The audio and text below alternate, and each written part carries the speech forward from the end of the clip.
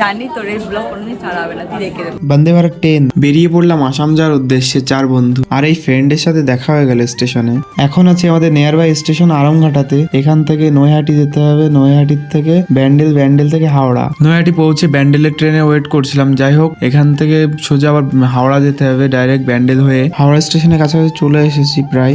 যেতে যেতে দেখলাম বন্দে ভারত ট্রেন, এই কালারটা প্রথম দেখলাম আমি। বন্দে ভারতে কে কে উঠেছে কমেন্ট করে জানিও। হাওড়া পৌঁছিয়ে ডাইরেক্ট আমাদের এক্সপ্রেসে উঠে গেছি আমরা, সরাইঘাটি এক্সপ্রেস। এখান থেকে সোজা কোকড়াঝাড়ে যেতে হবে আমাদের। আমরা আসাম কি করতে যাচ্ছি এই নিয়ে পার্ট 2 আসবে। একজন হঠাৎ বলল এই গুমানি স্টেশনে নাকি ভূত থাকে। স্টেশনটা দেখো কেউ নেই, আর ভূতটা দেখো এই যে সেই ভূত।